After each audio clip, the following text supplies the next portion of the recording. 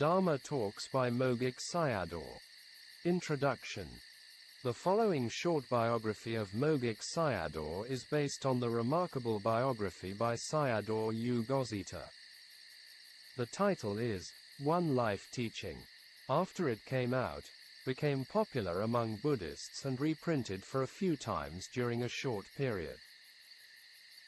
That time before, he had written the biography on his own teacher, the very well-known scholar monk Mahāganteon Sayadaw U Janakabhivamsa. Later U Gozita became a meditation teacher in Mogok Meditation Center and wrote the biography. Mogok Sayadaw's Dharma talks were very well received among Buddhists in Burma, Myanmar, even before the biography came out and whatever their meditation systems might be, because Sayadaw's talks were mostly based on emptiness, sunnata, dependent co-origination, paticcasamuppada, and many suttas on practice. These teaching were the foundation knowledge for insight practice. It is very important for yogis to know them before and during the practice. These were like guidelines for yogis without a teacher. These Dharma talks can be called manuals of insight practice. Why I translated most of Sayadaw's talks into English. He passed away for a long time now, i.e., 1962, but his talks were never known, or even heard about it outside Burma. This is the time for me to repay his gratitude and metta for Buddhists. There are also other very good reasons which I will quote from the introduction of a book entitled, Manual of Vipassanā Contemplation from Mogok Teaching. This is written by a well-known author U Sun Elwan, before he became a Buddhist monk, then Adhikaramsi. His view on Mogok talks were the same as mine. Therefore, let him express it on behalf of me. An extract. I must admit the following matter. I was satisfied myself for a long time as a true or genuine Buddhist. It can be said as my wrong thought. In brief, at the age of 35, I had abandoned my parents' faith, i.e., Islam, my lover's faith, i.e., Christianity, and my doctrine of that religions are like opium, i.e., communism, because at that time I had been studied deeply in Theravada Buddhism. It seemed he studied Buddhism extensively for his textbook on ethics for philosophy within that period. After 15 years at the age of 50, I wrote a book on my life. It was entitled, A Man Has Faith and Taken Refuge in the Triple Gems. It was about my struggle and change in philosophical view. I was also thinking myself as true or genuine Buddhist when I wrote this book. But it was not so.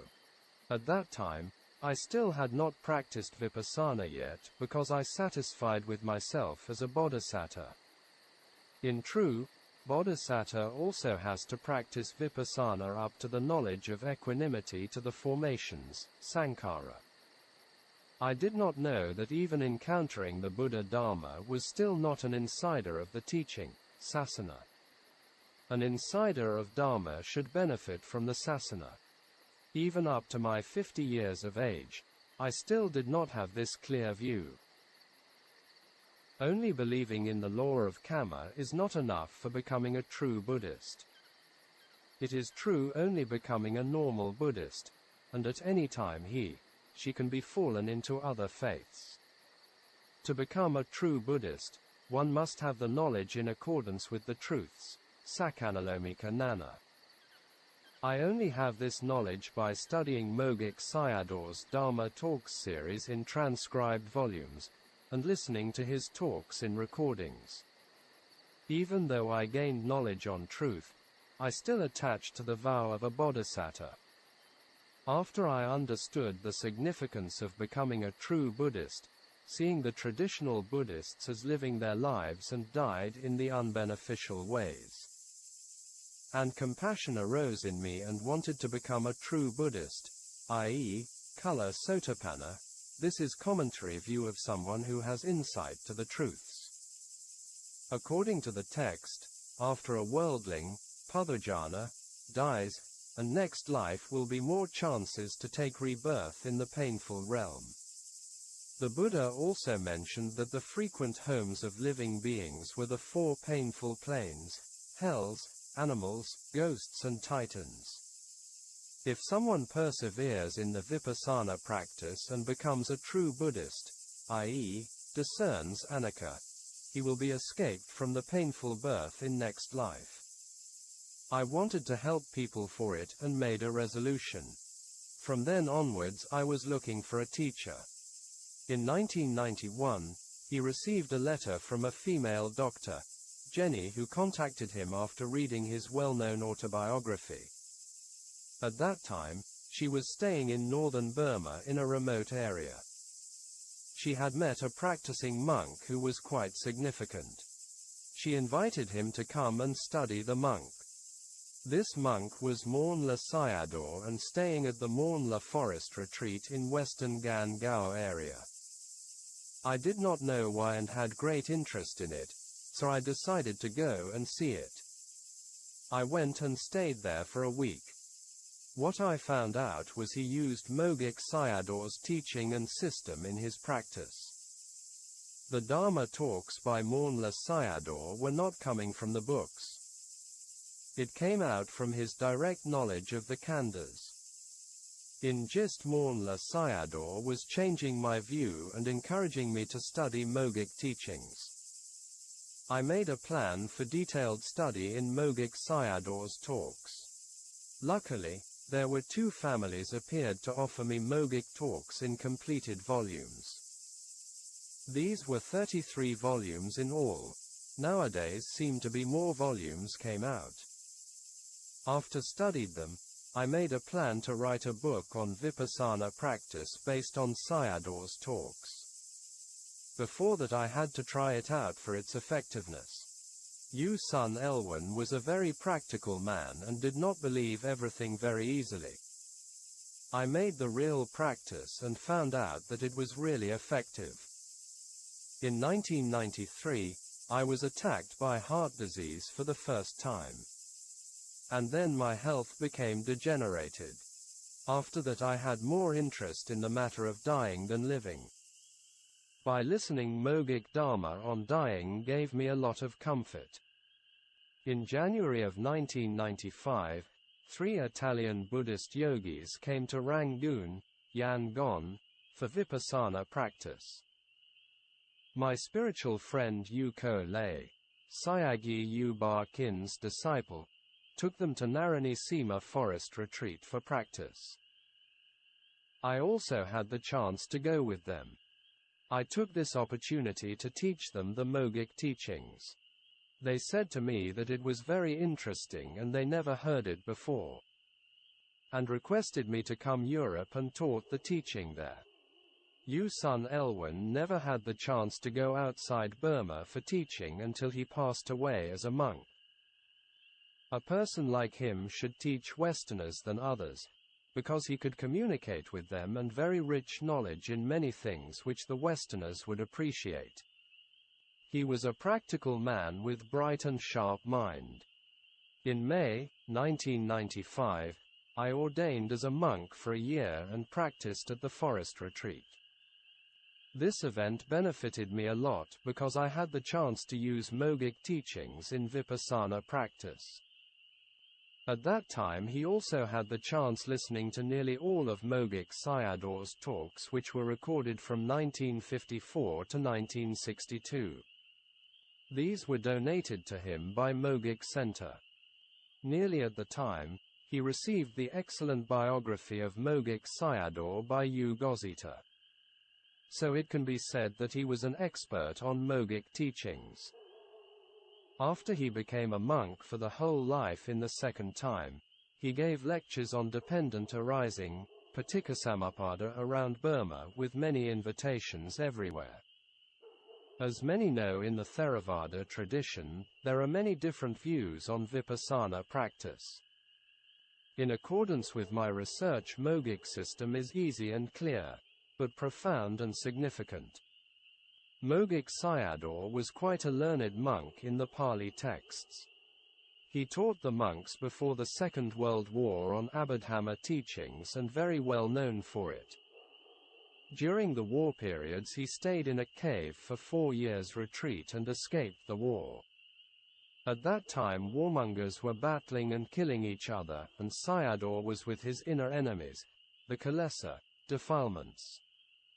Most people believed Sayadaw finished his spiritual journey. This case became known only after he laid down his kanda. Among the many relics in the ashes, i.e., sariras, the strange thing was Sayadaw's both eyeballs remained intact as eye relics. What I listened and studied many of his talks found out the following points. Sayadaw understood the Pali texts with penetrative knowledge. He could view them in significant ways which are different from others. Sometimes he was like a new commentator and could give their meanings not the same as others. Sayadaw also had the courage to change some of the traditional customs and views. Nowadays the words Vipassanā is quite popular in the world. Westerners become interested in Vipassanā from the Burmese Theravada tradition. Therefore, I have translated this manual of insight, Mogok system, into English. Actually he compiled it from the biography of Mogok Sayadaw, One Life Teaching, into Burmese, and then translated into English for the English readers. It will fulfill the wishes of my Italian friends. I believe that whoever reads this manual will aware the significance of Mogok teachings. Sayadaw tried to explain the Buddhist Vipassana practice in many different ways to make it clear and easy. It is quite easy for practice. It included penetrative knowledge and profundity. Here I want to add more of my view on these talks. Wholesome dharmas are like medicines and unwholesome are poisons or viruses. Therefore, should not view the listening dharma, reciting dharma, reflection on dharma, etc. as insignificant. The Burmese Tipitaka monks were very good examples. They had very good memories and sharp minds. One time Mogok Sayadaw mentioned to U Tun Tin, a disciple and regular listener of his talks. Sayadaw said to him, Mg Tun Tin, with the development of science can record the sound is good. Knowing how to use it can lead to Nibbāna. If not will be fallen into the wok, hell cauldron. It seemed to be Sayadaw predicted the outcome of science and technology of the future. Nowadays we can see the problems come from many kinds of media. With the help of science and technology, media have very great effect on man and society. When humans use them in unwholesome ways, it will create evil karmas for oneself and others, such as lying, cheating, frivolous talks, harming, etc. It leads human beings to moral degeneration. Even the Chinese sages did not know about the Buddha Dharma. They understood the working nature and the results came from these practices, wholesome or unwholesome. Therefore, they invented some systems in Chinese moral education for the students, such as reading texts for 100 times, 1,000 times and others.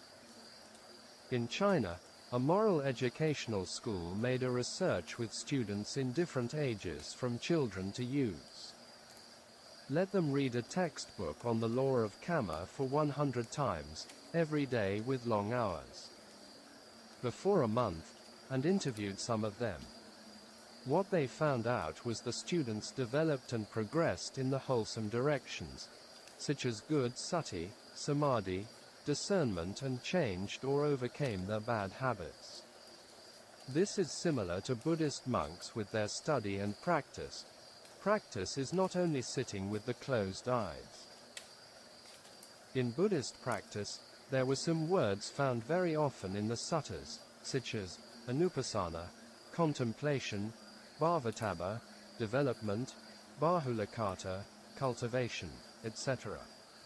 These are must practice not only once or twice, but for many times, so that it can be developed and progressed. Buddhist meditation is contemplation of the truth. It is also called Anupassana, contemplate for many times, making it development, Bhavana. It let knowledge arises and develops. It is also sure that if someone watches and listens to polluted media very often, she will have the negative results. I myself have great benefits from listening very often to Mogok talks. I also hope the readers will be benefited from these talks. Mogok Sayadaw, 1899–1962. Sayadaw was born on the 27th of December 1899 at Uyantor village, Amarapura township and not far from Mandalay. This village was a Burmese king's garden before and a pleasant place with many trees.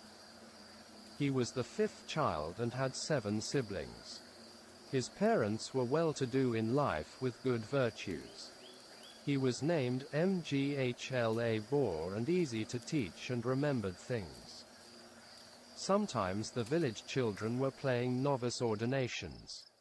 He always played as the village monk and was bowed by the other children. At the age of 4 he attended the village primary school. At the age of 8 ordained as a novice at the Gwe Pin Forest Monastery with Sayadaw Ujagara. This was Burmese Buddhist custom to every boy as a novice for some periods. Ujagara was an old monk and this monastery also supported by his family generation for a long time ago. He became a novice and named him Vimala. It meant free from defilements, or dirt. Mghla Bor was ordained as a novice in the summer of school holiday until the rain retreat, i.e., July to October. After the rain retreat he did not want to disrobe and happy with the holy life.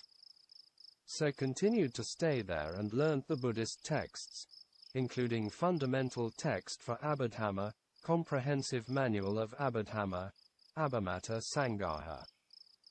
He had more interest in the Abhidhamma teachings. At the age of 12 or as a novice for 3 years, Vassas, one day a strange thing was happening. A lot of bees in group were flying towards his outer robe which was hanging on a line. And then it made home there. All the novices went to see Sayadaw Ujagara and reported him the strange incident. Sayadaw said to them, Mg Vimala is not bad indeed. He will be great in the future. It is like these bees are occupying his robe. This is the sign of the future. People will encircle him, for Dhamma. There was another strange thing happened to novice Vimala. One day his cousin the 7-year-old Nibbāna wanted to eat corns and persuaded him of going together to the cornfield near the river bank, so both of them went with a small boat there. Nibbāna was sitting near the head of the boat with an oar. They crossed the river from the north direction to the south where the cornfield was. But there was a strong whirlpool in front of them. It would sink everything approached near it. All villagers were shunned this place. They did not know about it and the boat went into this area. Some farmers on the bank saw it and shouted to them to row back. At the same time some got any boat nearby to save them. When they arrived at near, and saw that both were rowing the boat with calm and ease, both escaped the danger without harm. The old monk Ujagara became weaker and weaker in health with the time passed by. So he told his novices to find for new teachers. He would send him there. Novice Vimala remembered his elder sister who was a nun. She came back to the village every year. Once time he asked the elder sister where she stayed as a nun. She described to him the place and the vihara where she studied. This was Mangala Vihara, and a very good Abhidhamma teacher was teaching there. And she encouraged the novice brother to come and study there. He decided to go there and told the parents. The mother did not want to separate with the novice, at that time 14 years of age. So she delayed the matter. At last novice Vimala could not bear it anymore. He made the decision to go there by himself.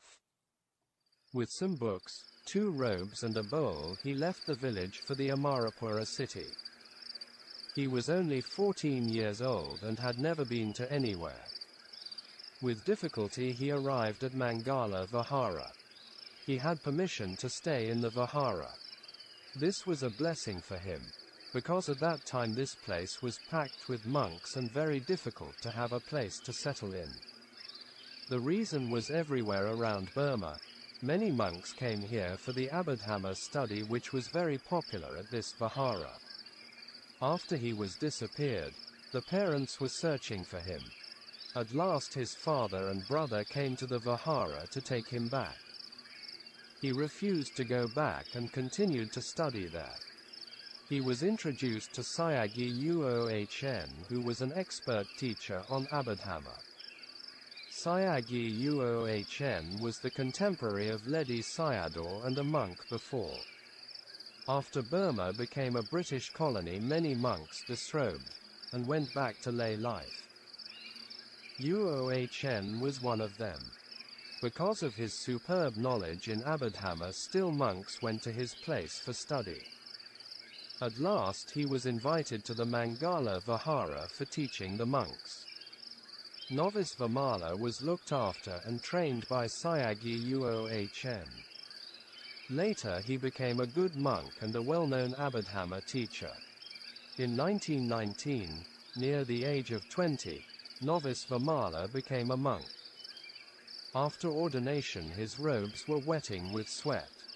So he spread them on a pole line. This time again many bees were flying to his robe and made home on it. The tutor monk U Nagavamsa, who was like a brother to U Vimala, made the following prediction. This making home by bees is a good sign. In this life he will has the attainment, he will finish his task. And then this is the sign of which people will come and drink his Dharma nectar. U Nagavamsa knew this and always guided the young monk U Vimala in the right direction. U Vimala started teaching the monks Abhidhamma when he had 3 reigns, Vasa, i.e., 1922. There were some nuns studied Abhidhamma with Sayagyi Uohn. Some of them were Dor Sakari, U Vimala's sister, Dor Vakari, Dor Vilasi and Dor Kemakari. The other 3 nuns were from Mogok area in northern Burma and well known for its rubies. Dor Vilasi had a place in the Mingun hill range, which was in the west of Mandalay across the Irrawaddy River. Every winter some pilgrims from Mogok came to Mingun for pilgrimage. Dor Vilasi always took them to the sites of pilgrimage. One time the leader of the pilgrims was Dor Dine Chon. On the way Dor Vilasi took them to see and pay respect to U Vimala. Before, Dor Dine Chon already heard some good news from her on U Vimala. After meeting with U Vimala she had more respect and veneration in him. Dor Dine Chon went back to Mogok and mentioned about U Vimala to her husband Eula. Eula also had strong respect in U Vimala and decided to invite him to Mogok in the future. This was the beginning of how U Vimala later became well known as Mogok Sayadaw. In the year of 1925 Sayagyi Uohn passed away at the age of 79. At the age of 26 U Vimala taught Abhidhamma extensively and became well known. He had many student monks, and he was also starting to give talks wherever people invited him. At the age of 28 wrote a commentary text on the 6th Abhidhamma book, Yamaka, Book of Pairs, within a year. It was well accepted by students. As he was so busy with external matters, Udayabbhaya reminded him that giving Dharma talks and teaching were just gained wholesome merits only. So it is necessary to practice by himself for someone to be secure. From that time on, Udayabbhaya started to use a part of his times for practice. To encourage people for practice, Udayabbhaya wrote a small text called Showing Light to the Worldlings. In 1934, Mogok Eula and Dor Dine Chon invited Udayabbhaya to Mogok for Dharma talks since they heard about him giving talks in Ñāṇa Bin. Before it was a place for Ledi Sayadaw or one of his disciples giving talks in every year. In the beginning, Udayabbhaya's talks were on Abhidhamma. Mogok people liked his Dharma talks that invited him to come every year in summertime. Some of the lay supporters from Mogok were very rich people. In 1937, a rich family built a very big building for Udayabbhaya to live in and teach students. With these many connections to Mogok supporters that he became well known as Mogok Sayadaw. At the age of 37, Mogok Sayadaw was becoming a very popular Abhidhamma teacher and giving Abhidhamma talks. One day in 1937, Mogok Sayadaw had a strange dream. In dream he was flying from the sky to Sri Lanka where the Mahaseti, stupa, was situated. He respectfully bowed to the Mahaseti, swept the area there, and did the other duties also. He was never thinking or imagining these things before. But it appeared in his dream. Not very long after the dream, the caretakers of Mahaseti wrote a letter to Mogok Sayadaw for help. In the letter they mentioned that Mogok city was rich with gemstones. Sri Lanka Mahaseti now needed a large holy crystal for the top part of the seti. They believed that if Sayadaw helping him, it would be successful. So they requested him for help. With great joy Mogok Sayadaw discussed this matter with rich and high-class people in Mogok. And then Sayadaw replied the letter that he would do it for them. With the generosity of Mogok citizens, they received a lot of gemstones, gold and silver for the large holy crystal. The records of these were very highly ornamented and adorned with 3,627 rubies, 702 sapphires, 9 lucky gems and 12 rose spinels equals 4,350 in all. Fine gold 3 vis and 41.5 vis, intro 01, of silver are used. The weight of the holy crystal is 12.5 vis. The height of the stage is 13 inches. The topmost ruby, weighing 15 ratus, intro 02, was bought for Rs. 12,000. The total value estimated at the present market rate is over 100,000 plus.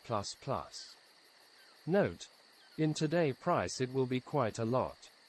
Then, Vinayalankara came to Burma to receive the holy crystal. With him the Burmese monk U. Kosala and some of Mogok Sayadaw's lay disciples sent the holy crystal to Sri Lanka by ship. But Mogok Sayadaw stayed behind. At that time Mogok Sayadaw separated his times for 4 places. In the beginning of summertime he went to give Dharma talks in Ñāṇa Bin. After that he went to Mogok for talks, and then came back to Amarapura, his monastery, for Abhidhamma lectures for monks.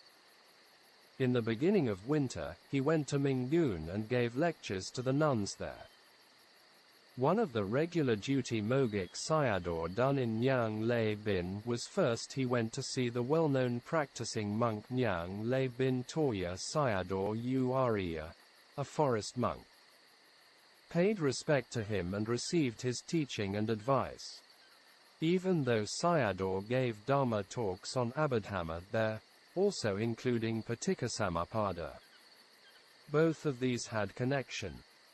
Udayabbhaya himself wrote a well-known text, The Taste of Dependent Arising, and propagated Paticcasamuppada.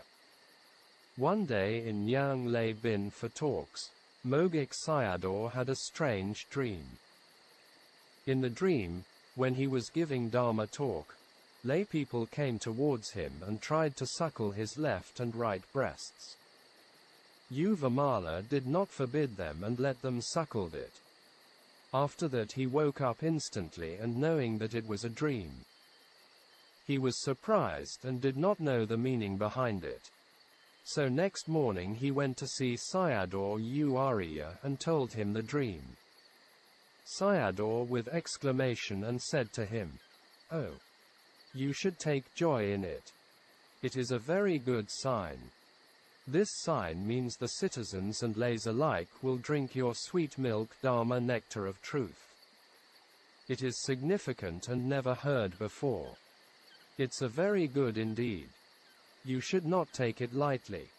Try hard in the Dharma practice." Mogok Sayadaw gave 9 years of talks in Ñāṇa Bin. It was stopped because at the time it was closer to the Second World War. The whole country became unstable. The Second World War started in 1939 in the West. And then it spread to the East in 1941. The Japanese warplanes dropped bombs on Rangoon, Yangon. Rangoon, Yangon, had fallen into the Japanese army in March 1942. Later Japanese warplanes continued the bombing missions in Upper Burma. The war effects were spreading to the whole country like a forest fire. Therefore, Eula worried about the safety of Mogok Sayadaw that he came to invite him to Mogok. Sayadaw arrived Mogok in March 1942. In the beginning Mogok city was free from danger. Later Japanese warplanes came to observe this area. For more safety the disciples invited Sayadaw to a more secure place. This was Bor Pa Tan village, 4 miles distance from Mogok city. It was in June 1942. The village was on the mountain cliff and a beautiful place with many big trees such as pine, cherry, etc. Outside the village there was a very nice cave. To reach there had to go upwards 200 feet. The cave inside was 15 by 10 feet. Wide and round about 10 feet height. Mogok Sayadaw preferred this cave and decided to stay there. The lay supporters, thinking on his health, built a small dwelling place near the cave. Sayadaw took his morning and before noon meals at there. Most of the time Sayadaw was practicing in the cave and only sometimes he went out the cave for walking meditation. Outside the world, the warmongers were fighting and killing each other for power and wealth. But Udayabbhaya was fighting and battling with his inner enemies, the kilesas. In the external world, the whole world was burning with fire and led to destruction. He was in the cave and did not know anything about it. But he knew that his inner world, i.e., the khandha, was perishing at the same time. The Second World War was ended in 1945. Sayadaw stayed in this cave for totally 4 years. In 1945 he was 46 years of age and had 27 reigns, vasas. It seemed to be Udayabbhaya was totally conquered his inner enemies, kilesas. In the external war English and American conquered Japanese might be not forever. The inner conquered only forever and never changed that the holy conquest. Sayadaw left the cave only after the Vasa, i.e., in October, in 1945. Arrived back in Mogok, he stayed at the cemetery monastery. Lay people requested him for Dharma talks. Sayadaw reminded them with these words, You should not satisfy only with Dharma talks. You must practice practically. You have good luck that escape from the dangers of war. You should take it as we still alive for the Dharma. From then on, Sayadaw started teaching Vipassanā practice. At that period, Sayadaw gave his talks at Udayabbhaya Dine Chon's house every night from 7 p.m. to 8 p.m. More and more people came and listened to it. In 1947, Bo Ta Thong Seti needed a holy crystal. The caretakers of the Seti heard about the news before that Sayadaw helped Sri Lanka in this matter. Sayadaw was helping them to get the holy crystal. At that time, he was 48 and had 29 reigns. In 1949, Sayadaw was at the age of 50, and still in Mogok. In 1952, he was 53 and in Mogok already for 10 years. Before, he was in Amarapura for many years as a novice, young monk, lecturer and abbot. So the lay people from Amarapura expected him to come back. Especially an old lay woman supporter Dorthet Yin mentioned about him very often. She said, "I am very old now. Before I die, want to see Sayadaw and listen to his talks." Therefore, some lay people from Amarapura went to Mogok and invited him. In November 1952, Sayadaw returned to Amarapura. He prepared to teach Abhidhamma lectures to the monks. After Sayadaw came back, Dorthet Yin came to the monastery for every day that he had to arrange a time for her to teach Vipassanā. In the beginning there were over 50 or 60 monks came for the Abhidhamma lectures. Even some lay people came for it. So he told them what he taught to the monks were the profound parts of the Abhidhamma. And he arranged the foundations of Abhidhamma talks for lay people at 4 p.m. and then these talks were slowly including the ways of Vipassanā practice. Therefore, more and more people came and at last became Vipassanā Dharma talks. From 1954 to 1956, Burma celebrated the 6th Sanghayana, Sangha Council to edit and correct the Tipitaka. 1956 was fallen into the 2,500 years of Buddha Sasana.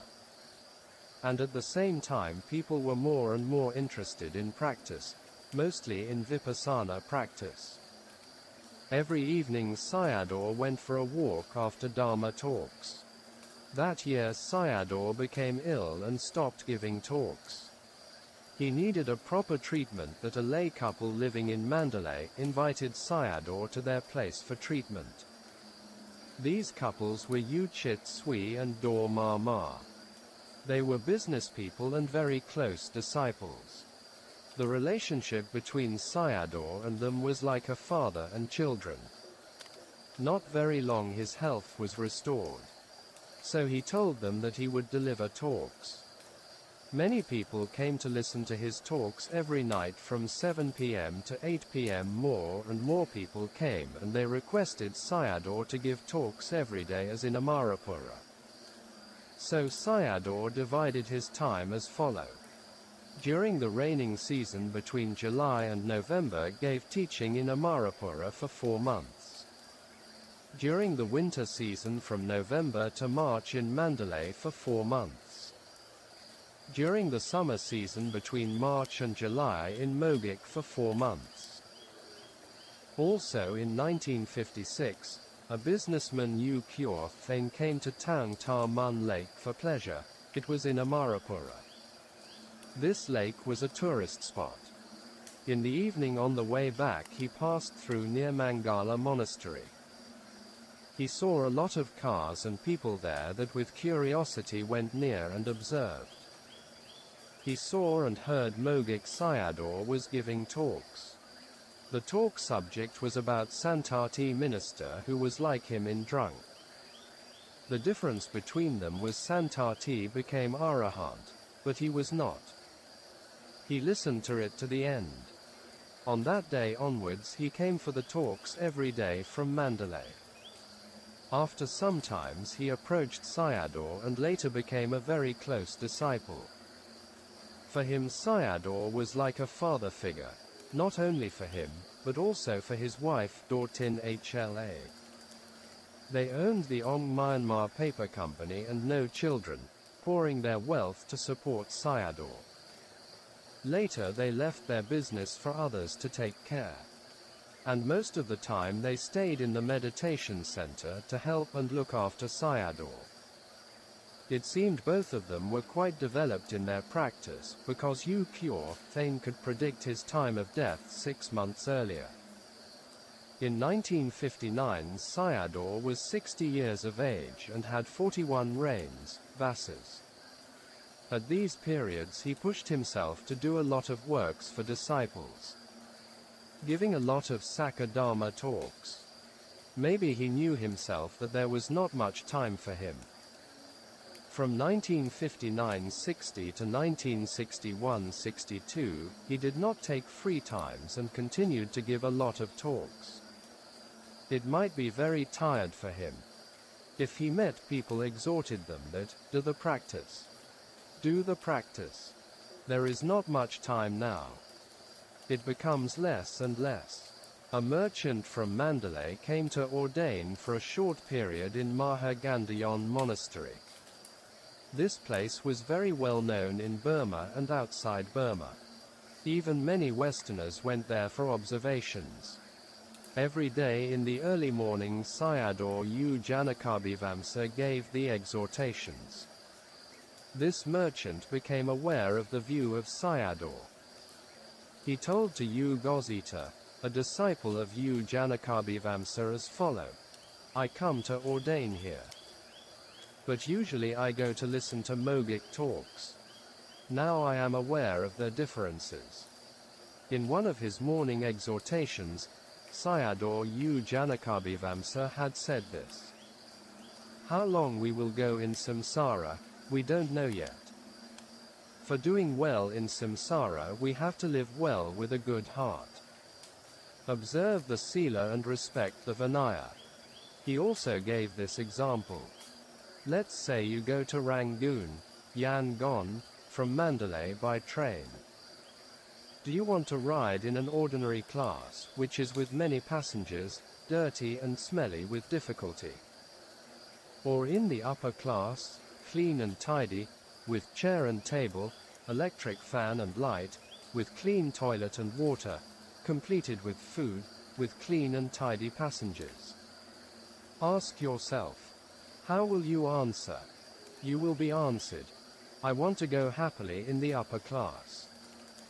All right, even if you want to go happily for this small journey, it needs more happiness for the longer samsaric journey. Can be taken by in this upper class, you have to pay the proper fee for it. In the same way, if you want to wander happily for the samsaric journey, you have to pay a large amount of proper deposits. These deposits are dana, sila and bhavana. Live your life in the wholesome ways, keep a good heart and take care of your virtues, sila. But Mogok Sayadaw did not talk in this way. He was different, and said, don't go slowly on the long samsaric journey by taking pleasure in happiness. It's better arriving to safety, i.e., Nibbāna, as quicker as possible. Don't be choosy and go with whatever you get. Don't wait for good carriage. If you get the upper class, then just go with it. With the ordinary class, then be just with it. With the cargo carriage, then go with it. At last, if you get only in the carriage of coals, and then go with it. It's better to arrive there as quickly as possible. At that time the disciples could use tape recorders extensively to record Sayadaw's talks. One time Sayadaw said to Dorfom, Dorfom, you have to record all of my talks. In the future it will be more valuable than gold. Dorfom was from Mogok and a strong supporter and had gems business. This prediction also became true. After Sayadaw passed away. On the 12th of November 1960, U Tan Daring and U Tun Yin came from Rangoon, Yangon, to visit Sayadaw for Dhamma. Next day, Sayadaw started to give them talks. And then more people came from Rangoon, Yangon. They were politicians and businessmen.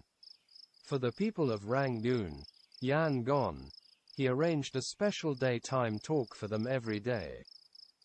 Among the Rangoon, Yangon disciples, U Tan Daring and U Tin were very important. After Sayadaw passed away, U Tan Daring was the first one who preserved and propagated Sayadaw's Dharma talks. U Tin later became a monk with the name of U Dharmasara and a well-known meditation teacher. In Mogok's teachings it is emphasized to have right view and understanding of Paticcasamuppada. In the beginning of the teaching of dependent co-arising, Sayadaw did not have the chart of 12 links of Paticcasamuppada. For this purpose, he only used the betel nuts for the 12 links, one by one placed them in front of his table. When U Tan Daring and U Tun Yin visited Sayadaw from Rangoon, Yangon, Sayadaw was still using the betel nuts. U Tun Yin was the owner of an art design company and had artistic view. He discussed with Sayadaw and suggested the small drinking plastic cups instead of betel nuts. So it changed from betel nuts to plastic cups, which were clearer. Later, with more discussion with Sayadaw, the chart cycle of Paticcasamuppada came into being. It became very popular and spread to everywhere. During the 1960 winter talks in Mandalay, a lot of people came to listen to his talks every day from 7 p.m. to 8 p.m. These people were not only from Mandalay, many were from other cities. They came by cars and train. Wanting to know how many people came, Daw Tin HLA offered 6,000 paper fans to one for each person. Even these numbers were not enough for each person. Mogok talks were very right and true, because these were Sakha Dharmas. It's never out of date and never enough for listening again and again. A Mogok yogi in Rangoon, Yangon, i.e., Yumin Sui, mentioned on it as follow: I have listened to Mogok Sayadaw's talks in volumes 1 to 10 for 13 times already. But it's never out of date and boring for me. It's increasing my knowledge every time. With the increasing of knowledge comes more understanding and better in reading the talks.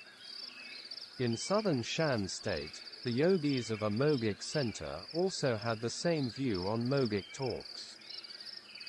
They always read and listen to these talks in serial. These were 33 volumes of Mogok talks, 2 volumes of the 16 meanings of truths, i.e., 4 noble truths, 7 books of Dullabha Dasanas. These were 7 small volumes which were extracted from Sayadaw's talks, beginning with Dharma verses, poems, by Yogi U Myint Sui. They arranged a fixed time every day to listen to the talks. And everyone had to come. A person with good and clear voice had to read the talks for the group. Had to listen quietly and then sitting for meditation. They had been finished these 42 books for many times already.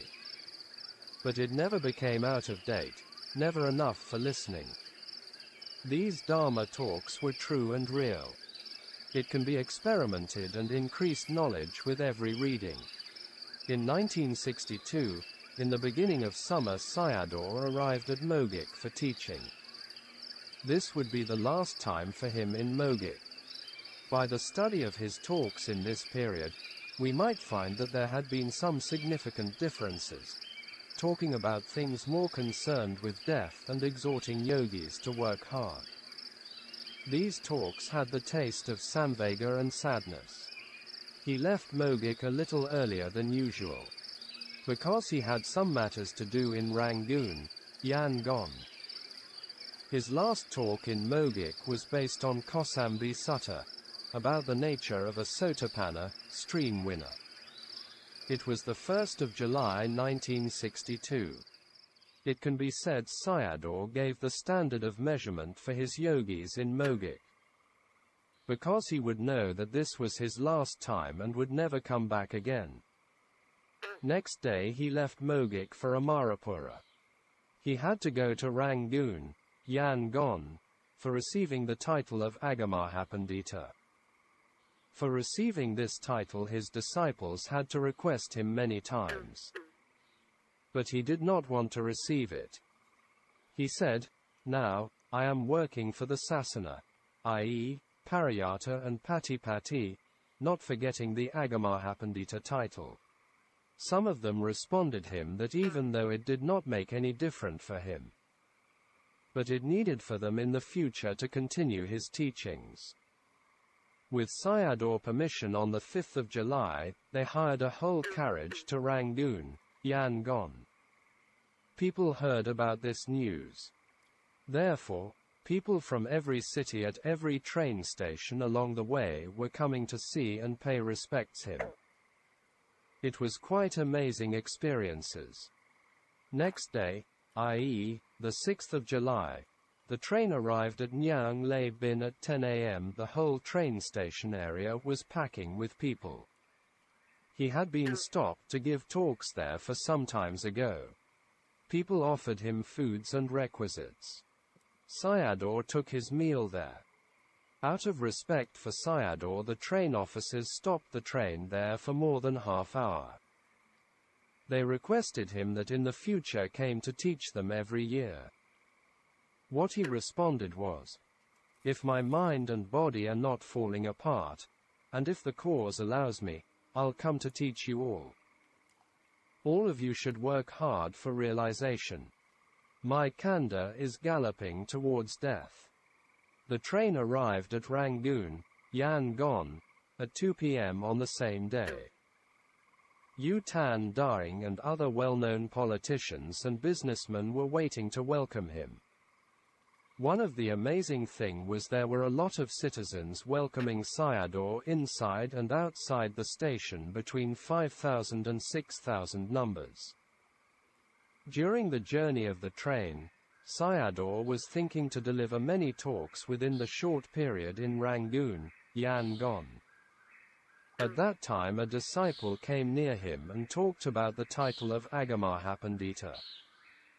Sayadaw told him that he came to Rangoon, Yangon, not for the title, and also it's not an important matter.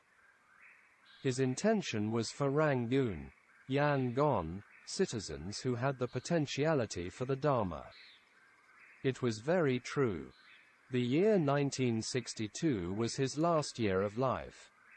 He had never been to Rangoon, Yangon, before. This would be the first and the last one. This episode was very important for his Dharma propagation in the future. U Tan Daring and others took Sayadaw to U Tan Daring's big house. Uthan M.G., a businessman, had bought a modernized and the most expensive car for Sayadaw in this occasion. He put Sayadaw into this car, and Sayadaw exclaimed instantly as, "Your palanquin is quite suitable for my corpse. It could have some hidden meaning behind it." Sayadaw arranged 2 times for Dharma talks every day, from morning 7 a.m. to 8 a.m. and evening from 7 p.m. to 8 p.m. Next day on Sunday morning Sayadaw started to give talks. In the afternoon he went to receive his Agamahapandita title. The reason the government offered it to him was, well known in teaching Abhidhamma, writing text and teaching Dharma on practice. Even though he had made arrangement for talks twice on daily, he did not have much time for rest because close disciples and Dharma listeners came in groups from morning to the late night for inquiring Dharma, giving them Dharma exhortations and guiding in meditation. The people requested him to come and teach them every year. He only said to them that his kanda would give the answer. They took the opportunity to ask Sayadaw some difficult matters on Dhamma. Sayadaw also patiently answered him to their satisfaction. Among them, Christian U.P. Win's questions and the tax office governor Yu Lun P's questions were interesting. Yu Lun P asked questions concerning with insight practice from the points of Abhidhamma which seemed impossible for it. But Sayadaw from his direct experiences and rich knowledge of Abhidhamma answered him to Yu Lun P's satisfaction. Sayadaw was clearing away U.P. Win's doubts. The 13th of July 1962. U.P. Win, an educated man, was from southern Shan state. He believed in the Christian teachings. As an import-export businessman, he traveled abroad many times. He came to see Sayadaw for some of his doubts in religion. U.P. Win: Venerable, I am a Christian. Sayadaw: Yes. U.P. Win: Please, let me explain my doubts. Sayadaw: Yes, as you wish. U.P. Win: Christians are talking that one can't reach Nibbāna with practice. Here the Christians' Nibbāna is represented permanent heaven, which some Buddhists also have this view. It can be reached only by faith or belief. Sayadaw: There are two kinds of faith. Believe in others and believe in yourself. U.P. Win: Yes, then. Sayadaw: Believe in others is ending at their mouths, i.e., words. For example, if in God, they were only ending at God. Good or bad, i.e., wholesome or unwholesome, he accepts it. Therefore, it's not including of one's knowledge. U.P. Win: It's true, then. As you said, it is without one's own knowledge. The God said, Believe in me without any exception. Sayadaw: Yes, please continue. U.P. Win: If you believe in me without any exception, I'll save you. Sayadaw: Do you know with your own knowledge? Or does the knowledge come from him? U.P. Win: This was the knowledge heard from him. Sayadaw: Then, it's ending at other mouth, words. U.P. Win: Yes, then. Then, how it can be true? Sayadaw: With your own knowledge, Ñāṇa, look into your khandha, body. What can you find? The khandha will tell you. Observe them with your own knowledge. And after knowing about it whether right or wrong, make your own decision. This is to know with your own knowledge. It can be said as believe in you yourself. U.P. Win: All right, then. Could it be possible without a teacher? Sayadaw: Yes, there are two kinds of teacher, wrong and right. You have to check out what the wrong teacher has said, and also what the right teacher has said. Take your own khandha as a scale to measure and check it out. In this way he asked Sayadaw in many matters. Sayadaw explained to him with many examples and similes. Later U.P. Win had satisfaction and stayed with Sayadaw for some times. He practiced meditation under Sayadaw's guidance and had faith in the Buddha Dhamma. The time for the rain retreat, Vasa, was very near. So, on the 14th of July 1962, Sayadaw gave his last talk in the morning. In the evening returned to Mandalay with reserved carriage. On the returned journey, there were also many people coming to pay respects Sayadaw at the stations along the railway line. Next day at noon he arrived at Mandalay. But Sayadaw did not take any rest and started his talks next day. On the 17th of July 1962, he spent his last rain in his life in Mangala Vihara, Amarapura. It was like swallowing what others spit out foods. It happened at one of Kathina ceremonies, robes offering. As usual, the duty monk piled up all the requisites which lay people offered on this occasion. The materials were more than the Sangha numbers distributed. So the duty monk sorted out the best things for Sayadaw. After Sayadaw knew about it and said to him, "Don't leave out anything. Share out all of them." He asked Sayadaw for the reason. His response was, "These things are offered by lay people who cut off the clinging tanna. If we are attached to these things, is it suitable for us?" It was like swallowing what others spit out foods. It's a very good teaching for monks. Non-clinging. Sayadaw had great spiritual power. At that time, he was offered by influential and very rich people with expensive robes, blankets and requisites. There were over numbers. He just received them out of compassion. But he did not have any attachment to these expensive and excellent things. He offered them to any monk who requested for them to his satisfaction. If no one came, he would share all of them with his monks and other viharas. All the big offerings came before the rain and after the rain. With his relinquishments and more donors appeared. This was the power of dana and relinquishments. Rangoon, Yangon, disciples came very late. During the 1962 rain year, sometimes Sayadaw mentioned to lay down his burdened kanda, always in direct ways. But disciples did not understand what he had said. One time in the evening he went for a walk with a disciple near the surrounding of S.A. Garing Bridge. Sayadaw walked fast like a youth. Behind him was Usor M.G., a coffee shop owner, and said to him, "Last year you had a heart attack and suffered badly with the medical treatment, and now you seem to be very well." "I am quite happy about it," Sayadaw without turning backward replied to him. "M.G. saw M.G. Medicines are only for temporary." He stopped and continued the walking. After some moments said it again, "The body nature is always degenerating. You should remember this profoundly. Do you hear me?" Usor M.G. responded with only, "Yes." Then Sayadaw continued his speech. "You must listen to me seriously. I do not talk this without reason."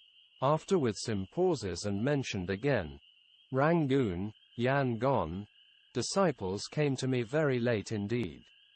Usor M.G. asked him, "Yes, then. Will you go to Rangoon, Yangon, next year?" He answered, "My body will tell the answer." It was near the end of September, 1962. He asked U Kyor Thane to come Amarapura from Mandalay. U Kyor Thane and Daw Tin Hla couple had strong faith and respect for Sayadaw as children to parents. He told him, "M.G. Kyor Thane, you have to come and stayed here. Leave your business for a while. Here is more important." And then he took him to check some of the buildings which were still under construction in the vihara. He checked some of the unfinished cement works and said to U Kyor Thane, "Let the workers finish the buildings and jobs as quickly as possible. I want to see them finished before I leave." After the checking of the works, he mentioned to him again, "I want to see all the buildings finished and ready for use before I leave." But Sayadaw seemed to be very healthy and fresh. So U Kyor Thane was thinking that Sayadaw might go to Rangoon, Yangon. The above incidents were just a few of them. But no one was aware and understood what it meant. Sayadaw himself never had checked the buildings around the vihara before, and also never concerned and mentioned about them. Now it was very strange indeed. The strange light. It was the 11th of October 1962 at midnight. Near Uchit Sui, Daw Ma Ma Dharma Sala had a big tree. Every night thousands of sparrows slept there. During that midnight suddenly a strange loud sound arose, as like the whole sky collapsed. All the sparrows were frightened and flew away instantly in groups. Ukyo Thane came out to see the situation. Above that big tree he saw a big light as bright as daylight for 2 minutes and then disappeared. From that day onwards all the sparrows never came back to rest on this tree. Speaking to whom? The 14th of October 1962, Sunday at midnight, a bright light appeared inside Sayadaw's bedroom.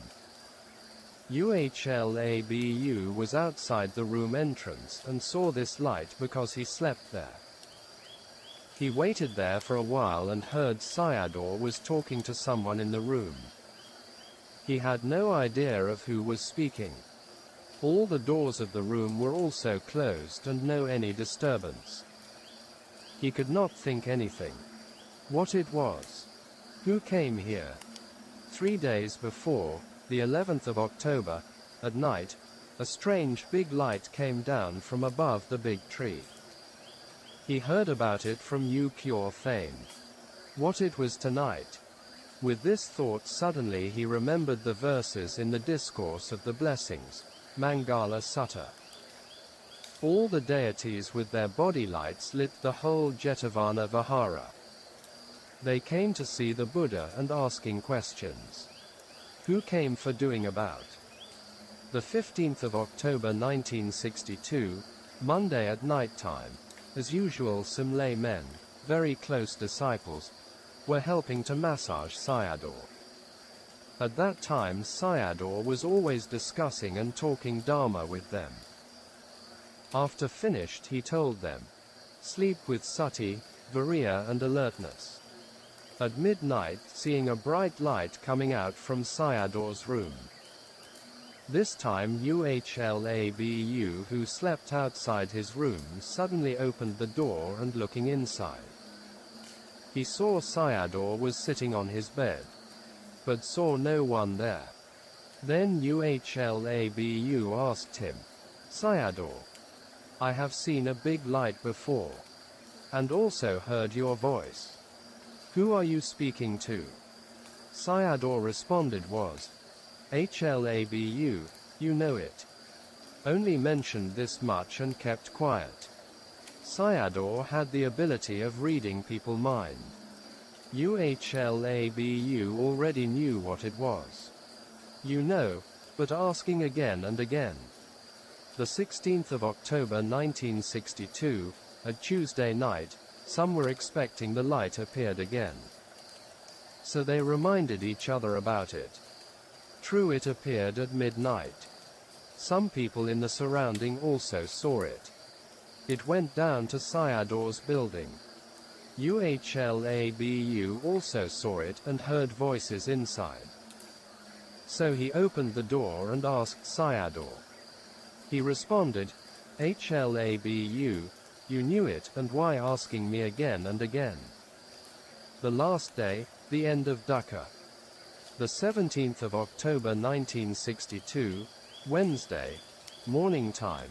In the early morning Dortin Hla and a nun offered Sayadaw Quaker oatmeal. After he finished his meal he had some talks with them. He asked Dortin Hla to call Ukyo Thane to him. Ukyo Thane arrived and Sayadaw said to him, listen carefully what I say. After I have gone, you will encounter different worldly conditions. So you have to practice to overcome them. You have been recorded my talks and have to listen it. If you did not understand, you have to listen to it again and again. Following with what I have been said, Ukyo Thane thought that Sayadaw's exhortation was strange. Maybe he would go somewhere. After his morning Quaker oatmeal, Sayadaw went to the Mangala Vihara, which was not very far distance. He slept and ate his oat at the meditation center.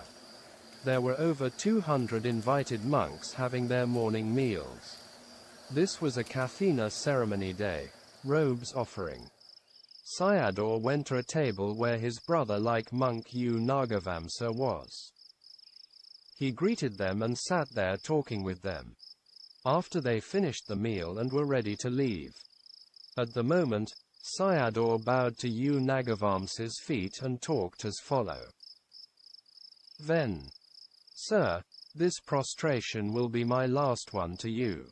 Monks and lay people around saw and heard about this. Most people would think it as a custom for a junior monk bowed to a senior.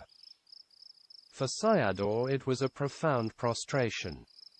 After all the monks consumed their meals and offered all the requisites to them, the body load became heavy. After all the guest monks left, Sayadaw with Udayabbhaya went back to the meditation center. At the entrance of the center, Sayadaw made a groaning and said, "My body load is becoming heavy." Udayabbhaya did not understand it and replied, "Sayadaw, I don't understand what you say." Sayadaw only responded as, "You are so thick." The situation was changing. 11 a.m. Sayadaw was sitting on an armed chair and only with Kyo Thane near him. He said to him, Kyo Thane, after I have gone continue your practice. Don't do any selling and buying. You have enough to eat. And then, Kyo Thane asked him, "Then, sir, when will you go to Rangoon, Yangon?" "Where'll go and do, my Kanda will tell you. You only listen what I have told you." "I am not so well." Then, Kyo Thane said to him, "I'll go to Mandalay and invite a doctor." Sayadaw, "Never mind, I am okay." But Kyo Thane continued to say it again. "I think it's better to invite a doctor." "All right. If you want to invite a doctor and go at 1:30 p.m. After saying these words, Sayadaw closed his eyes and kept quiet. Note: Sayadaw laid down his burdened kanda at 1:20 p.m. So it was no need to invite the doctor after this time, i.e., at 1:30 p.m. Started worrying. Kyo Thane was running down from Sayadaw's kuti very quickly. He went to the lay sala, lay people dwelling in the center, to discuss the matter with yogis, some from Rangoon, Yangon, and others from Amarapura. All agreed to invite Dr. Tormented Vedana arose, 11:30 a.m. At 11 a.m. Sayadaw consumed his soup brought by Dortin Hla and others. After his soup, he exhorted the yogis with Dhamma. At that moment strong tormented Vedana arose from the body. So Dortin Hla went quickly to the meditation hall and called the people there. They came and treated him. Suddenly Sayadaw looked at Uthan Mg and told him, "Uthan Mg, help me to release my stomach. The kanda load is so heavy." With this groaning he went into his bedroom, which was at the southeastern corner of the kuti. Accordingly, Uthan Mg used the instrument to release his stomach. The toilet was near the bedroom and he went in without anyone help. Sayadaw's manners were as usual and stable and did not show any sign of changing in voice and tone. At noontime, 12 p.m. the group went to invite brought Dr. Soni to Amarapura. Dr. Soni was a well-known Indian doctor in Mandalay. After arriving he checked Sayadaw's illness and injected some medicines and asked him to invite Dr. Sormayaong, the head doctor at Government Hospital in Mandalay. Professor Yu Nek, Mandalay University, went to invite Doctor at 12:30 p.m. Dr. Sormayaong took with him complete instruments and medicine, as informed by Dr. Soni on Sayadaw's situation. Both tried to treat him. Surrounded by monks and disciples, 1 p.m. The time was 1 p.m. The Sangha surrounded him with worry. Some lay people from Rangoon, Yangon, and Amarapura who were looking after him without stop. Some were from Mandalay, including U Chit Sui, Dor Ma Ma couple and U Kyor Thane, Dor Tin Hla couple. They, the monks and all the lay people, were very sad and their hearts were painful, because they could not do anything for him. But it seemed to be that Sayadaw could endure the pain with strong and stable mind. Therefore, he told them, whoever has kanda will experience pain. So look at here, and then he asked U Thit who was near him, is it ready for Dharma talk? This was the Kathina ceremony day and Sayadaw had been requested to give a talk on this occasion. Yes, then. Sir, it's ready now. But Sayadaw is not in a suitable situation to give talk. And then Sayadaw asked U Pandita who was near him, you go to the Dharma Sala and give the talk. To Kundala, and you do the sharing of merits. Cannot escape from the dangers of aging, sickness and death. Time was changing second by second. In the same way people were worrying for him with the seconds of time. At last, Sayadaw with calm and turning towards the doctors and said, all right, if you still have to inject me with medicines and do it now. No more time anymore. Your medicines also can't do anything for it. This is the danger of aging, sickness and death. At that moment, U Chit Sui and Dor Ma Ma were pushing through the crowds and coming near Sayadaw and prostrating him.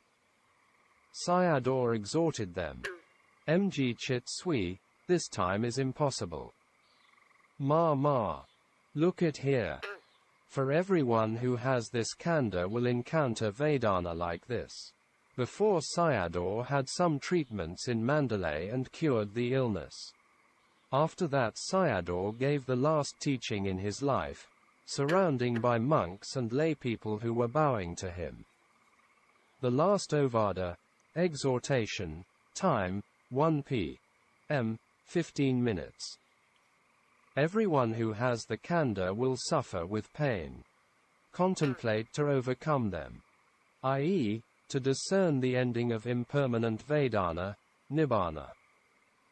Staying with diligence. After the exhortation, he was inclining towards the right side and staying with the Dharma.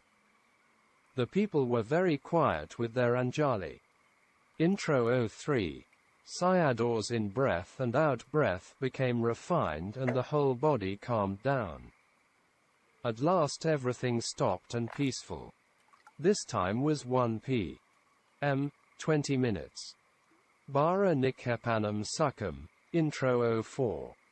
Putting down the kanda load forever is attaining the great happiness.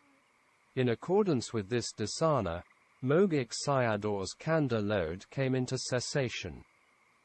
This was on the 17th of October 1962, Wednesday 1 o'clock and 20 minutes in the afternoon time. Note, the cause of the sickness was one of the main bloodstream had been clotted with a solid lump of blood.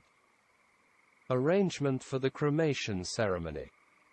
Sangha and laypeople organized a funeral committee, and made the decision for the funeral ceremony as follow. From the 3rd of January to the 9th of January, 1963, i.e., 7 days for paying respects to the body. On the 9th of January, 1963 at 2:30 p.m. will cremate the body. The cremation place was over 50 acres wide field at southwest of Amarapura city. The committee had 2.5 months for the preparation to build the cremation platform and other buildings for this occasion. Note, on the same day Sayadaw passed away, at 9 p.m. at night, injected medicines to preserve the body for short period before the cremation. This procedure found out the cause of Sayadaw's death. They injected for 7 days. Every time of injection made the affected area sprouting out with fresh blood. Everyone saw it. After the injection, the body became tight. On the first day of injection, brown spots appeared on the body. After that, the whole body became bright with yellow color. The body inside the ruby-studded coffin. The Mogok lay people took Sayadaw's body as a lump of ruby gem. For them it was priceless. So they made a coffin studded with ruby gems and other precious stones. For placing the coffin, they built a small pavilion made from an alloy of silver and aluminum. Some of these close disciples were gem mine owners and gem merchants. From the Hall of Meditation Center to the cremation field.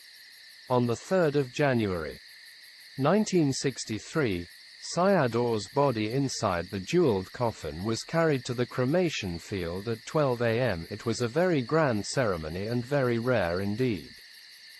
Along the way, both sides of the road were full of people waiting for paying their respect.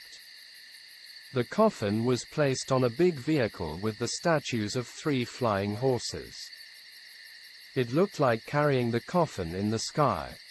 Following behind with full of people. At the center of the field was a sala for the coffin. It was surrounded by 6 pavilions, 3 on the right and the others on the left. Also in the field was a cremation ground built with concrete. They placed the coffin at the central sala for 7 days ceremony. For 7 days each of the 6 pavilions took their turn to carry the coffin from the central sala to their place for veneration. Bees made home for the 3rd time. On the 8th of January, 1963, U Kyor Thane and Dor Tim La's pavilion had the chance to invite the coffin for veneration. It was 3 p.m., and when it was carried to their place from the central sala, a strange thing happened. Many bees were flying above people's heads along the way to U Kyor Thane's pavilion. Before the coffin arrived there, they made home inside the pavilion. 2 minutes later, the coffin arrived. Inside was full of people. The last cremation day. It was on the 9th of January, 1963, 2:30 p.m. The body was carried by people on their shoulders along the way by changing hands. After the body was laid down on the cremation shelf, it did not look like a corpse. Because the body was soft and yellow bright, and it seemed Sayadaw slept there peacefully.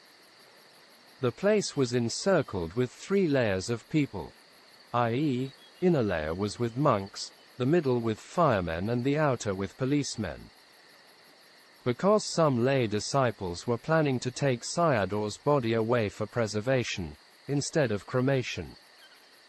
And then it was covered by white and red sandalwoods, i.e., included 1,000 woods in number, and became a seti mount. It was spread with liquid butter and put fire on it. It did not catch up with fire for some times. So a monk sprayed petrol on it and lit the fire. With a sudden boom sound, the monk fell on his back with a big sooty smoke arose. And then it flared up suddenly that the monks had to run down from the platform for safety. It was finished around 9 p.m. at night and cooling the fireplace with coconut water. And then put all the ashes and charcoal into 2 silver pots, sealed with 2 bags, and sent to the meditation center. Next morning some people found body relics, sarira, on the cremation site. After 3 days passed, the bags were opened and checked the ashes in the silver pots. What they found were 1 pairs of eye relics, hand bones with hooked joints. Some bones were attached with groups of rounded relics like fish eggs or grapefruits. Different sizes of relics changed from bones and different color relics. Red color relics changed from blood. Molar teeth and other teeth relics. Some of the relics were enshrined in the Mangala Dhamma Dhatu Seti, which was built on the cremation spot. It took 2 years to finish. Before to end the short biography of Mogok Sayadaw here, I want to present two well-known Burmese Sayadawyas' views on Mogok Sayadaw's teachings and his wisdom. They were Shui Hin Ta Sayadaw U Pandita, S.A. Garing Hill Range, and Tipitaka Sayadaw U Vishatasarabhivamsa, Min Gun. Both of them were very well known and respected in the whole Burma. Shui Hin Ta Sayadaw mentioned on Mogok Sayadaw as follows. I had been followed Mogok Sayadaw's lectures before. At that time, he was lecturing Patthana, Conditional Relations, the 7th textbook of Abhidhamma. He was a person with great and sharp knowledge. Patthana Abhidhamma is like an ocean. It is very wide, deep and difficult. To swim across to the other shore is very difficult indeed. He could help the students to cross to the other shore. He had this ability. Tipitaka Sayadaw's view. A lay supporter asked Sayadaw, then, Sir, nowadays Mogok Vipassanā Dhammas are everywhere. Do these teachings are in accordance with the suttas, commentaries and sub-commentaries? Sayadaw not answered him as right or wrong. Instead he said as follow. If the Buddha still alive will give him the title of foremost in teaching the Burmese people in Burmese language for understanding Dhamma. He could get the foremost title for Burmese commentator. Mogok Sayadaw, skill. Every time when there were conditions and chances, Mingun Tipitaka Sayadaw mentioned as follow. Mogok Sayadaw had the ability or skill to take out all the meanings in a Pali verse of the Buddha. He had this amazing skill. These Pali verses were also explained by commentators and sub-commentators before. But what Mogok Sayadaw's explanations of them were more natural and complete. He had the skill of taking out all the meanings without leaving any trace of meaning behind. Even he could express other meanings which were still not including in the commentary and sub-commentary. With Burmese language he had the ability to give the exposition in complete ways. This might be one of the reasons he referred to Mogok Sayadaw as a Burmese commentator should receive the foremost in title. Note, Mingun Tipitaka Sayadaw U Vishatasarabhivamsa was not an ordinary being. He had full of energy, power and skills in the Tipitaka. After Sayadaw passed away, 10 of his Tipitaka disciples compiled his life for a biography for over 2 years. After reading on his life and knew about the extreme difficulties of becoming a person like him. 5 kinds of Dharma listeners. On the 13th of June 1977, at Gyo Pin Kauk City. At 7:30 p.m., Sayadaw U Vishata started his Dharma talk as follow. There are always many people in my Dharma talk. Also now, here is full of people and overcrowded. There are 5 kinds of Dharma listeners. It was mentioned in the Anguttara Nikaya. These people are. There are people having faith and respect in someone with good voice. This kind of people can't attain Nibbāna. There are people having faith and respect in someone with good looking. This kind of people also can't attain Nibbāna. There are people having faith and respect in someone with qualification and fame. Take me as an example. I am a Tipitakadhara monk with high qualifications. It seemed there was no one like him with many titles and qualifications before and now. Even maybe in the future. Even worshipped by very high classes of people. Tipitakadhara person is very rare. So these people have faith and respect in me. They can't attain Nibbāna. There are people having faith and respect in someone who has few wishes and few things. As example, Ven. Mahakassapa or forest monks. This kind of people can't attain Nibbāna. There are people having faith and respect only in Dhamma. They don't care about the voice, nor concern about the appearance, not for the qualification and fame, and not care about few wishes and few things, but only have respect and veneration in the Dhamma. Only this kind of people can attain Nibbāna in this life. Their numbers are not many. If I have to give example in this day, they are the listeners of Mogok Dhamma. Mogok Sayadaw U Vimala's talks were this kind of Dhamma.